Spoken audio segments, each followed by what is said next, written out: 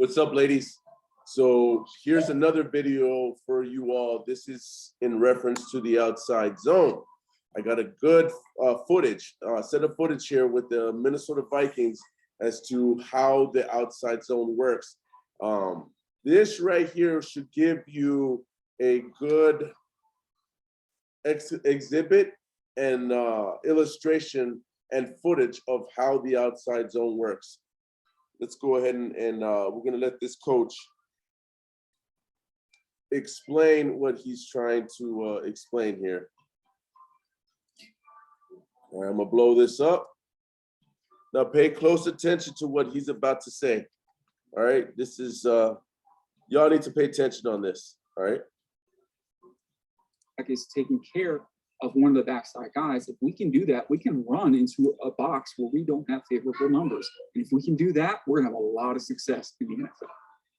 All right, the last aspect of this play that I haven't really talked about to this point is the running back. And that is another way that this is a zone play.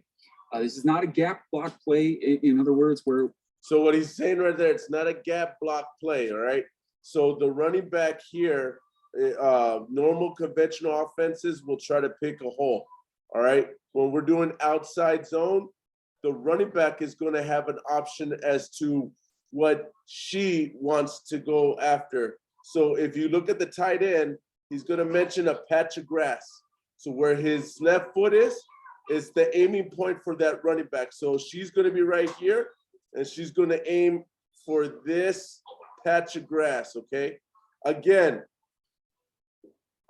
what we want to do in the outside zone is try to go on a stretch run to the outside.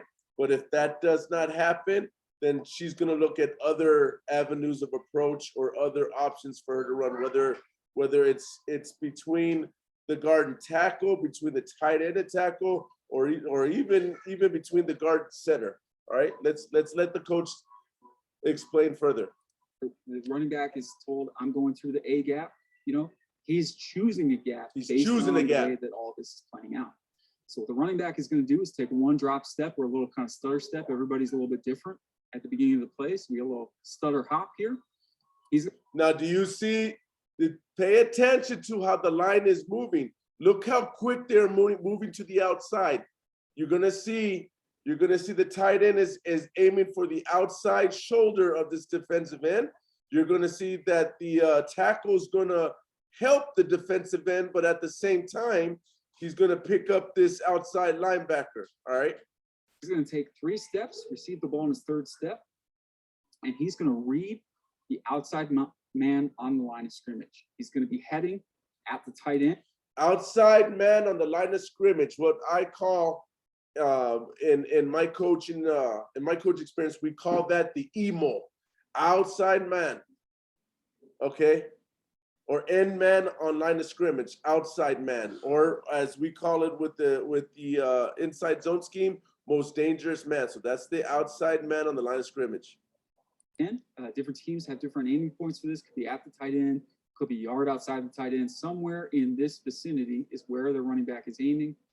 And that is a spot of grass, right? That is a spot of grass, like I mentioned. So obviously, as we move this forward, that tight end is going to get out to block. Look at how they're running. The lineman point does not move with the tight end. Look what the center is doing. Look what the center is doing. Used to be. It's an important distinction. So running back is going to take 3 steps, head to where that tight end used to be. On his 3rd step, he's going to make a decision. Can I bounce this outside? Can I get to the edge and run around everybody? So running backs, that's where you're going to make your decision. Like he said, on the 3rd step of the run, that's where you're going to make that decision.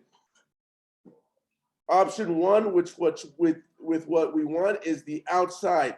If that's not going to happen, then you cut it to this gap right here. Or shoot, even in here. You see those 3 avenues outside? This gap right here and this gap right here. Or have these guys all played out, and then I need to cut it downhill. And so by his 5th step, he's going to make that. He's going to actually physically do that. 3rd step decision. 5th step is the cut. In this case, he decided he was going to bounce outside because what ended up happening on this play was that outside linebacker got hooked in by that tight end, and the running back could just run right around everybody. So this is where you see a lot of cut back quote unquote cutback plays. We have a video on that all by itself. But this running back here is choosing a gap. Where do I like my hole? He's trying to feel where these defenders are going, feel how these blocks are playing out, and then make a quick, hard decision. There's no turning back once you make it. Put that foot in the ground and either bounce it outside or go downhill. So we wind it back here. We can see how this played out. So again, tackle tight end, double teaming on that outside linebacker there. And as that linebacker plugs off the line of scrimmage downhill, tackle comes off to. So imagine this being an Aussie 7. All right, that's basically Aussie 7 right there. Get him. And this is exactly the kind of squaring up that you want to do to give that running back a. Remember I told you, if the running back sees your ass and back, he's going to scrape right by you. Look, notice he's seeing ass and back, ass and back. That means that the lineman's won, so he has a clear lane. Now it's going to be up to 81 to hook this linebacker right here. And once he does that, if you can't notice, if you don't notice already, look at my mouse cursor and look at the wall. Building a wall. So he's going to have all this here. Decision and be able to cut really on either side. But she also has many other guard decisions. One-on-one here doesn't do as good of a job. And again, we don't need to win all of these on every. Okay, so that's another good point. Like you said, if we're going outside, this guard did not win. He lost. The defensive tackle beat him. However, at this point, it is up to the running back to haul ass to go to the outside or take this cut back in. Like you said, you don't need to win all of them. We just need to set the edge to build that wall. Play. All we really need to do is slow these guys down, especially when we get that bounce rate. If we can just slow the backside of the play down, that running back is gone. He's never coming back, and those guys aren't going to catch him. The center here, I have a lot of respect for after watching him on film. He's a really smart player, really athletic player.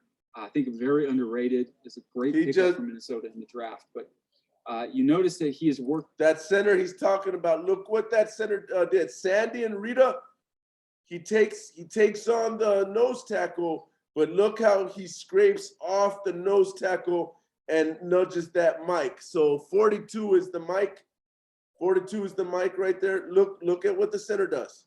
Working through the play side of that nose tackle here.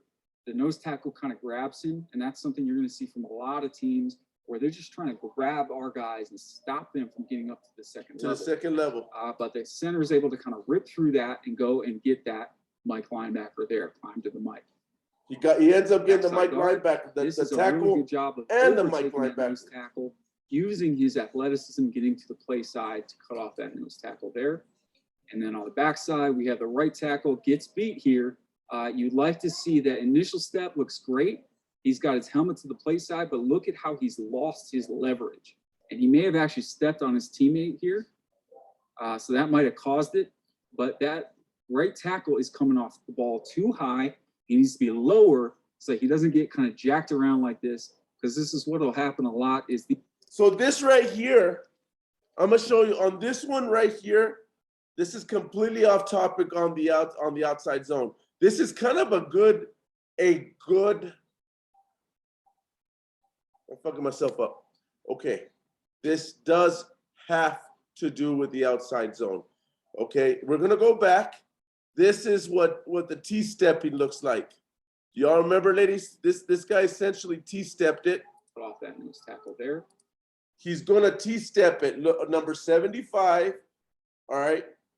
Look at what the tackle does. He's gonna cross the defender's face. He's T-stepping it. Yes, he accidentally steps on number 64's foot, but look when you do an effective T-step, how it sets you up.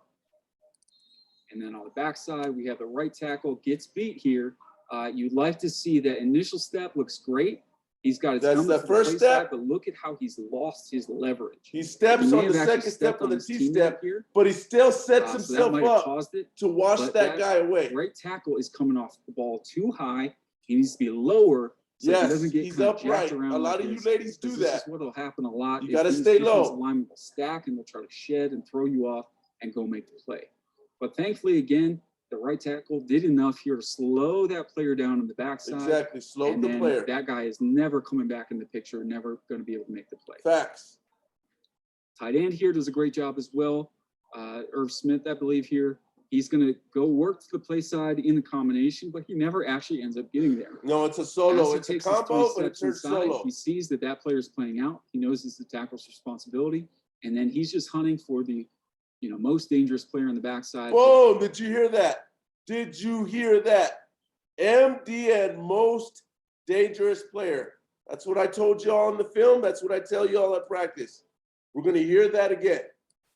As he takes his 3 steps inside, he sees that that player is playing out. He knows it's the tackle's responsibility, and then he's just hunting for the, most dangerous most player on the dangerous backside. player. I think he read as the end here. And he as picks player that the he end. could get.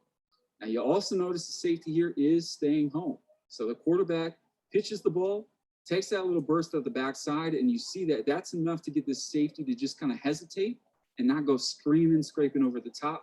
That's what you want to watch for as an offensive coordinator, and the quarterback should be watching for that as well as he rolls out to see, are we primed for a bootleg, or are they staying at home, so keeping that player on that side, and we have the numbers to the play side. All right, I'm gonna say that again. He's referencing a potential RPO or bootleg. When he's meaning about bootleg is showing everybody we're going to the left, and Stephanie, you just do that bootleg to the right and fuck everybody up on an off balance run. Let's hear that again. Screaming, scraping over the top. That's what you want to watch for as an offensive coordinator, and the quarterback should be watching for that as well as he rolls out to see, are we primed for a bootleg, or are they staying at home, so keeping that player on that side, and we have the numbers to the play side. All right, folks, so that's it for today's introduction to the outside zone play. Again, it's the base play in Kevin Stefanski's offense. It should be the play that we base the entire offense around.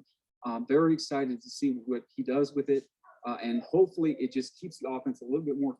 So now the only difference now with this, okay, is just that's how we're supposed to do the outside zone. Exactly what you're seeing right there, to the left and to the right. Pretty much in a nutshell, all right? I don't know how long this was, but this isn't going to be a long film. But I don't see how this cannot deliver the message of what we're trying to show you when it comes to the outside zone. It's too easy. It's too easy. If you have any questions, hit me up. Hit me up. We'll see if we can mimic this on the practice field at Jeff tomorrow.